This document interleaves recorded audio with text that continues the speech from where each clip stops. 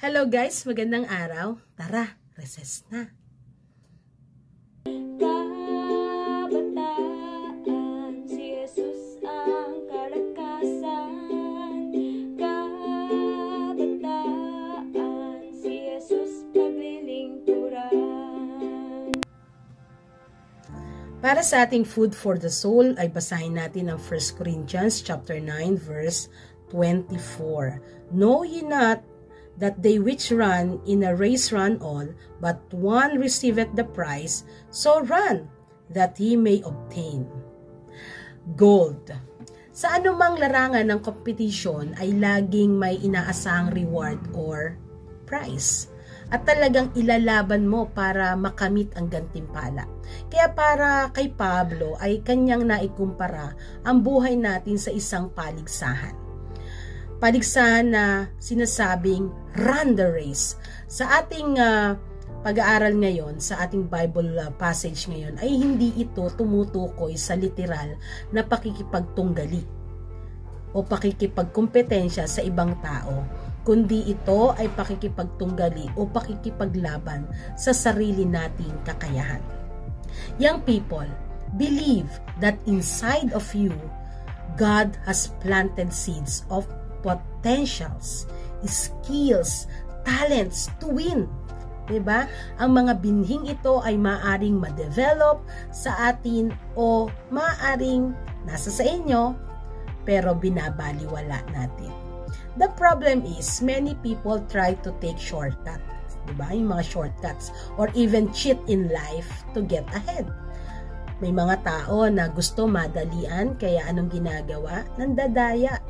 May mga tao na gustong madalian, so gumagawa ng paraan kung paano ito hindi aayon sa tama. The fact is, maloloko natin ang ibang tao, pero hindi natin maloloko ang Panginoon. Sa araw-araw ng buhay natin, maging kayong mga kabataan, kahit anong lakas nyo, kung manloloko kayo o mandadaya naman tayo ng ibang tao, ay pinapahina nito yung ating buhay. Pinapahina nito yung buhay nyo at ang pananampalataya sa bawat panloloko, pandaraya, shortcuts ng buhay natin. Mga maling kaisipan ay nagpapahina sa ating buhay at pananampalataya. Again, we cannot fool God and we cannot fool or we cannot manipulate God. We cannot manipulate our life for our own interest. Question: what is your heart's desire? Ano ba ang damdamin mo ngayon? Ano ang iyong naisin? Ano ang hangad ng iyong puso? Young people, may the desire of your heart is to run your race in life with a good purpose and intention. Again, may the desire of your heart is to run your race in life with good purpose, with a good purpose and intention to win by developing all the potentials you have. Take hard work. Diba? Magtiyaga tayo. Kahit mahirap, magtiyaga tayo. Practice to discover and develop your potential. Kaya sa inyo mga kabataan, takbo, bangon, laban. Ngayon, hanggat taglay nyo ang lakas, run the race. Hanggat kayo ay may lakas, run your race. Kaya mga kabataan, mula ngayon, ready, get, set, run your race today. Let's pray. Panginoon, salamat po sa paalala sa amin na sa buhay namin marami kaming hangarin, pero mas hangarin namin ang maging tapat sa pamumuhay na ayon sa inyong kalooban.